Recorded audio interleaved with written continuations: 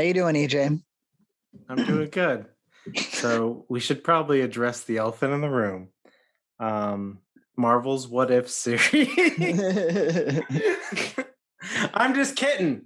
So we got into a little bit of YouTube drama. Yeah, it's all of the I became so accustomed to our audience knowing who we are, where we're coming from on things. They've seen enough produced content of ours to know that this is like, oh, it's a Zoom call for a handful of patrons, and the clips were kind of like the clips really just existed to advertise to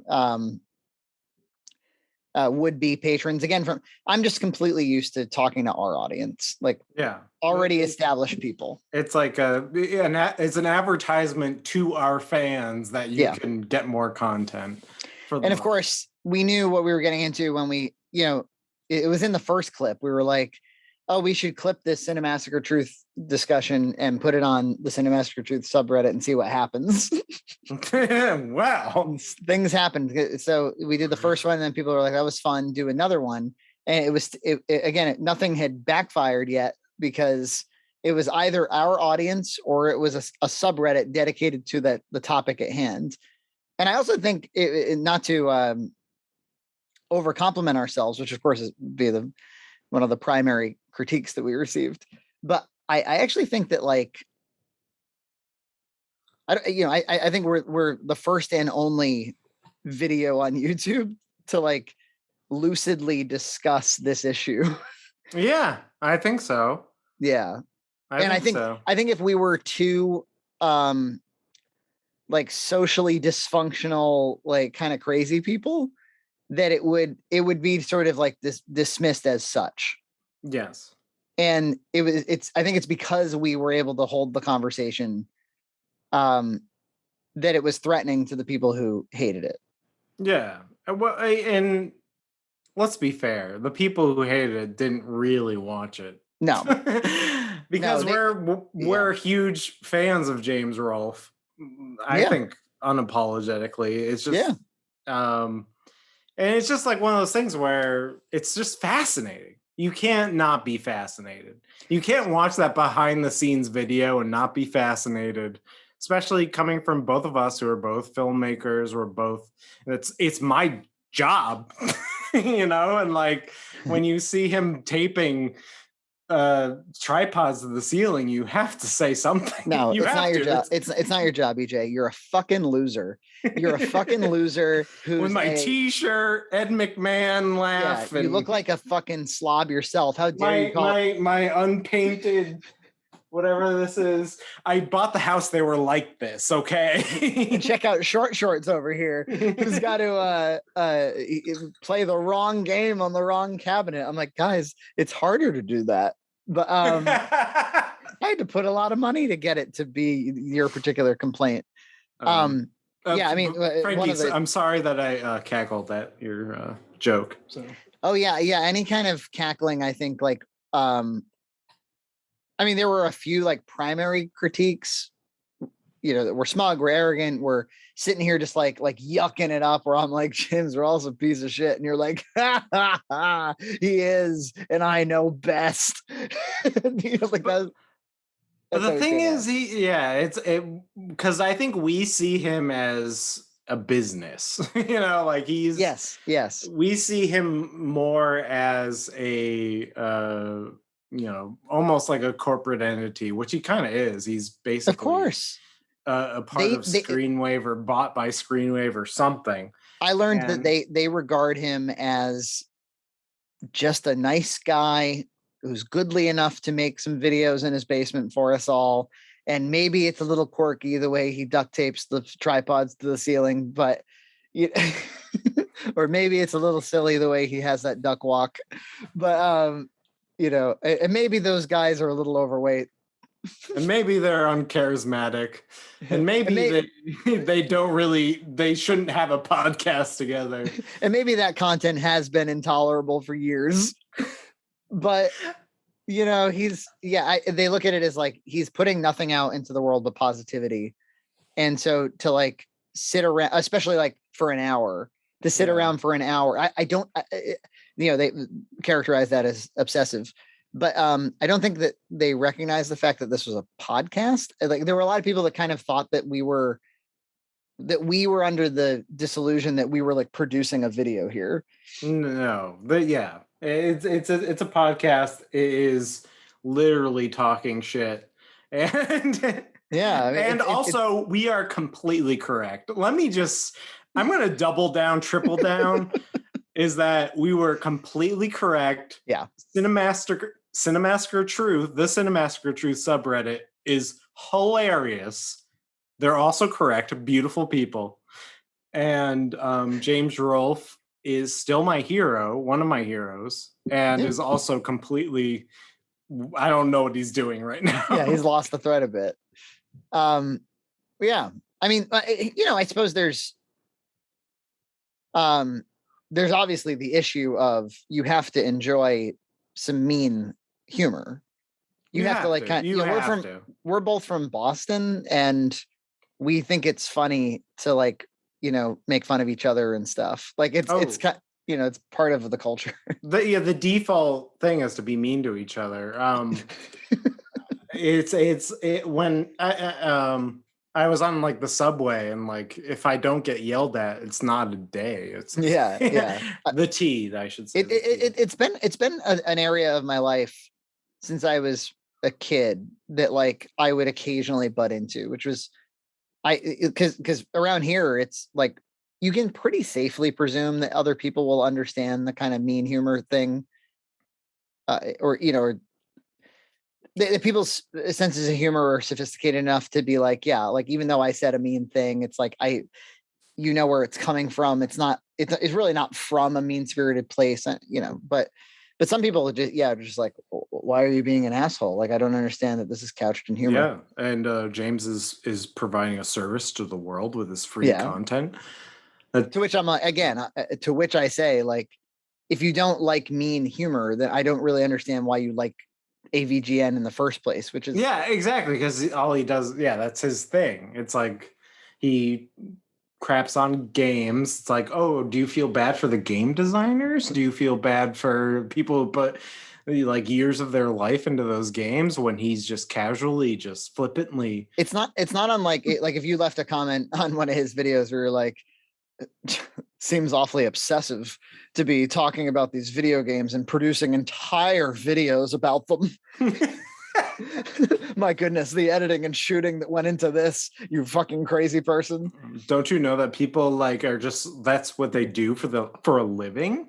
Don't you understand? Look, so for those who don't know, like the second video, it was on Cinemassacre Truth. It got a few thousand views, which is really unusual for the Clips channel. The Clips channel, of course, offered more confusion for the issue because the Clips channel is like a relatively dead channel. So people are like, who are these fucking guys? And they're clicking around like 20 views, 30 views, and I'm like, okay, it's not the main channel doesn't exactly get a lot of traction either, but it's a lot more respectable than don't look here and don't look at my Zoom call. It was like going on a first date with a lot of people, and like it just went really badly because like they just get the completely wrong impression about me. A first date with 30,000 people. Well, but at the same time, I think it was a worthwhile endeavor because we got more subscriptions or subscribers on our main channel. Oh, well, yes. So we were accused of, it like in the first week, so because this has been going on for 2 weeks. In the first week, somebody was like, you guys are bottom feeders. You're just like doing YouTube drama for hits. And again, we're going like, well, actually we were just trying to, we were like getting a kick out of posting it on Cinemassacre Truth, and we're just trying to like catch some people of our, in our own fan base. And I said something like, don't worry, like nothing will happen. And the guy said, he's like, I don't know, the algorithm picks up on stuff like this. And sure enough, man, like, so it goes to like 35,000 people, at least at the time of this recording. And what I learned, and once it started to pick up steam, it went from like a pretty healthy like ratio to like the dislikes and likes started to be, to almost match. And almost every comment for every fucking day, every hour, because it's got like over 1,000 comments, which means like 1/30 of the people who watched it left a comment, which is, I think, pretty high. It started to be every comment was like, you're ugly, you're stupid, you're dumb, you don't know what the fuck you're talking about. It was like, and so you learn, you're like, man, I don't want to be one of these people who talks about like toxic fandoms or whatever. I'm like, but some people, when they're fucking fans of things, they're just like, they cannot allow it. That you would be sitting there making fun of somebody they like. Yeah, the algorithm must have started just feeding it to the Cinemassacre crowd, and but what does it tell you? It tells you that the likes actually are not particularly important, and that the comments are, because the more people commented, the more the thing got shared. So that, like, to leave a comment is a higher weighted engagement, which I think that makes sense. Like, remember that video you showed me with like the community posts and stuff?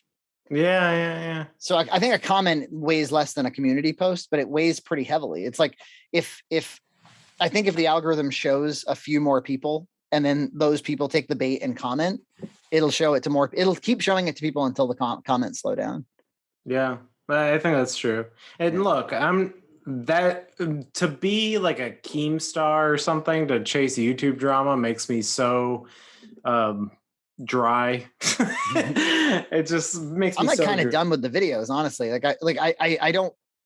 I already unlisted one of them, the first one, because I was like, I can't, like, I don't want to, like, when we finally released, like the Ponderosa episode of RIP, I was like, man, I missed this. Like, I got one of these in my town, and like that's the the level of engagement. I'm fucking sick of fighting with idiots. I mean, and I didn't reply to very many, because what can you say? Because they're just. I just after the first few, I tuned it out. One, because I'm just insanely busy at my job, so I'm like, I can't deal with this. So I didn't even like log into our clips channel, because I knew it was just going to be a disaster. So I was just like, I have to concentrate on my job, and I'm not going to look at that. But indeed, they're really, outside of the amount of negativity that it invites into your life, which to me is not worth it, like spiritually. But the upshot of it is, the bottom feeder accusers are not wrong, that like, if what you're looking to do is inflate your numbers. I mean, we did throw a trailer at the end of the thing and said, hey, we make stuff too. And the main channel grew, and the clips channel is I think 20 away from 1,000 subs, which for an otherwise dead channel, that means that the clips channel will, when you get to 1,000 subs, they unlock a lot of things like monetization, and because you can't even that's the funny thing, is like, we couldn't even monetize stuff prior to this video. Yeah. They're like, you're making so much money on this. But it got a lot. It, like, people just kept posting about it on the Cinemassacre Truth. Like, we kind of owned Cinemassacre Truth for a while. Like, they kept, like, they would find more comments on the videos and share them, or they'll be like, well, like the RCE guys say. And like, they kept screenshotting. It just kept being our fucking mugs up there over and over again. Well, they're beautiful people. I'm going to compliment them and cherish them, because I really think they're great guys. I think they're funny, engaging, right? Yeah. So, but they, went the first, because I knew that, like, I was wearing shorts that day, and when you sit up on a stool, like, it hikes up a bit more. And we record these at nighttime, obviously, when we're very tired, and like. Yeah, I just put my kids to bed, and they were being total assholes the whole day. We couldn't give a damn about how we look at these things, which adds to the overall I don't know, the amount of ammo we provided. But so I was like, oh man, like, they're gonna go after my shorts, like, really cool. It took a while. They got after my t-shirt before.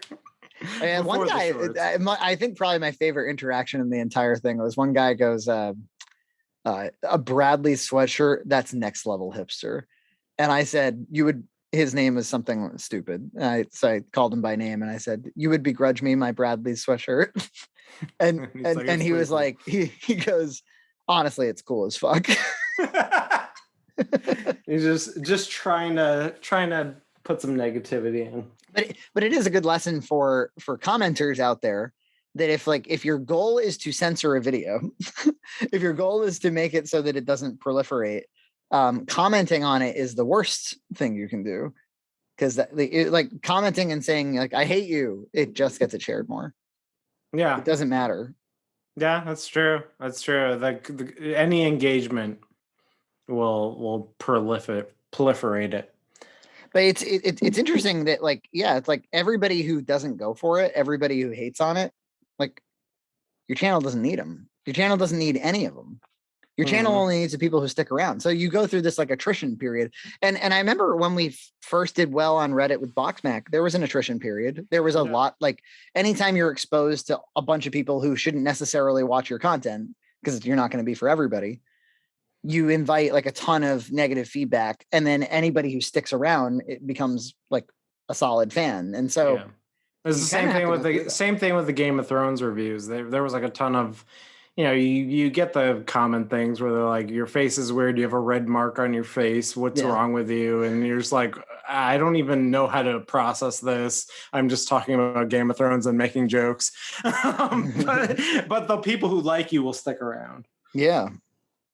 And a few people were like, well, I liked the video, and so I tried to understand what the fuck their main channel was, and I couldn't figure it out. There's like a big guy, and he's at Chuck E. Cheese. I was like, oh man, there is a trailer over there, but we've been doing the main channel for so long, and it's we've experimented with it so much. I'm sure it lacks an elevator pitch style identity. It's just a bunch of friends doing stuff. Yeah. Unfortunately. What did I wrote? Clothing, weight, laughter, jealousy, smug. There was just wrote down like the things that we were commonly called. Because we were very much accused of like sitting here sniffing our own farts and stuff. Yeah. Well, we should. And I think at one point I was accused of being like a like an academic, like that I came off like some kind of well, we did do a lot of college. The thing is, I also hate academics. Like I know. I'm very for somebody who hates academics, you did do a lot of college. Oh, we were until Drunken Monk left a comment that I pinned, which was like, here's the summary of the hour-long video. 2 filmmakers with families of their own compare their situation to James Rolfe, blah, blah, blah. Until then, we were accused of being virgins without kids. We couldn't possibly understand what it's like to have children. We obviously don't have children. Look at us. And we don't know. But also, I'm compared to Jared Leto. So. Yeah, how many people called you Jared? Did that come up? I'm just going by Drunken Monk. He told me. I haven't looked at the comments. The whole, the last time that we had anything like this in terms of like a lot of negative feedback from a video was when we made the J.J. Abrams Lucas cartoon. Yeah, but that was like, it was kind of staggered though, because at first I think it was like probably fine, but then like as the sequel trilogy went on, people started to resent it more. And the same thing happened with the Lord of the Rings by George Lucas eventually, where at first it was like really people loved it, and then just like as things unfolded, there were like when the Hobbit trilogy came out, they're like, do you still think this about Peter Jackson? And then like when the sequel trilogy came out, they're like, I bet you wish you had the prequels. And I don't know, man, like I guess the thing to do, unless you're looking to be divisive and you're looking to like be provocative, is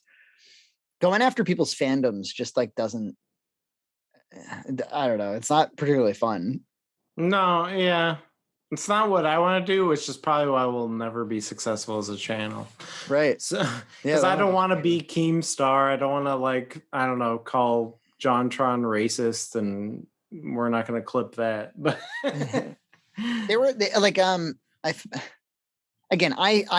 I believe that a lot of the people who hated on the video deep down knew that we had a lot of valid points, and that we articulated them like fairly comprehensively. Well, yeah, I mean, I think we did. And so they had to go after us for these other things, obviously. Superficial things. The superficial stuff. But the one that they had a little bit of content that they were trying to like get more play out of than I think they had the right to was like, oh, you guys fat shamed. Is that what you're going to do, is fat shame? I was like, well, first of all, like my best friend is a big guy. I was a big guy 10 minutes ago. Yeah. Like The main draw of our main channel is like overeating. Like, but again, that's not to say that I'm like, and therefore I tiptoe around the issue, like I find no humor in it at all. And like, and I was like, I don't, at no point, I actually like searched the transcript. I was like, did I even say the word fat at any point? Nope. Did I say obese at any point? Nope. No. Did I say, like, I didn't say anything like that, but we did, I think once or twice we used the word slobs without quotation marks around them. We just like offhandedly were like, oh yeah, and the slobs. Yeah, it's because that is a reserved term. Yes, by the way, the slobs are a reserved term for basically screen wave, but that we didn't coin that term. That's just the term that has been around with the Cinemassacretruth, who are beautiful people, by the way. I like them. I think they're very funny. I like them. I don't want to even because I don't want to disparage them. I don't want to go back on anything we said. No, I don't want to yeah, exactly. And I think Drunken Monk showed us that we made a significant impact on the on their numbers too. Oh yeah. We accounted for, I don't know, like a few, like 700 new subs or something. Not only did we boost our numbers, we boost the Cinemassacretruth subreddit, and I'm very happy with that. There was all this week, the big content over there was like somebody had an AI thing, like they made James Rolfe's voice with an AI. And she's like, what the fuck are you fucking slobs doing? You guys have to get out there, and it's 5:40 right now, and my wife won't let me. They're just hitting all the memes with AI voice. It's so funny. But also, like, it got so old because he just wouldn't stop posting them. So us and him, we owned a little corner of the internet for a minute. There was another comment that resonated with me that I thought might be fun to talk about in the abstract, which was, they said something like, this notion of I can do it, therefore you should do it, is mean-spirited. That was the comment. They said it's so mean-spirited to like critique somebody on the basis that they fall short of you. That doesn't make any sense. This is career. It's career, dude. Right. Like, I pay contractors all the time, and I expect them to have the same quality that I do. Right. And I tell them that. I critique them, and that's just the way it is, dude. That's just the way it is. If you're making money, if you're expected to do a service, you should study, what people are doing, what the professionals in your same career are doing. Well, it's sort of the times that I can think of where I wouldn't hold somebody to a standard I would hold myself to is if I thought that we were unequal in some way, that this person was just kind of like innately incapable of like let's say our experience levels were just like completely different. Like I had been doing something for 10 years. They've been doing it for 1. And I'm like, how come you can't do this? But to me, it's like holding them to my standard means that I think that like, hey, you should be better than this based on what I know about you. And I think isn't there like dignity in that? I think so. I mean, yeah, I think so. There were quite a few people who were like, well, I'm burnt out too. So I get James. Dude, I get James too. Yeah, no, of course. It comes from a place of understanding. It really does. Because, sometimes you just do whatever is easiest or whatever is convenient to you. Maybe you don't know the hotkeys of Premiere, or you don't know, there's certain things you don't know, and maybe you don't have the bandwidth in your brain to actually learn them. I understand that completely, but at the same time, I expect more from James. Well, the big thing that was not acknowledged by a lot of the people who hated our video was we said multiple times, like, this guy did this for 15 years. He produced a ton of content. He made a huge impact on the community, and he has like, it would be totally acceptable for him to hang this thing up, and or to I thought about this later, but like manage a transition, basically to be like, I'm going to turn Cinemassacre into a community of creators or a group of creators. I'm not going to be this primary person anymore. And be like upfront about like making that transition, managing the change in the channel. Like he has every right to do it. Of course. Yeah, absolutely. We say it in the video. I thought it was really strange that like that part was ignored outright. Like, well, they were like, he doesn't have to make videos for you. And I'm like, I don't want him to make fucking videos for me.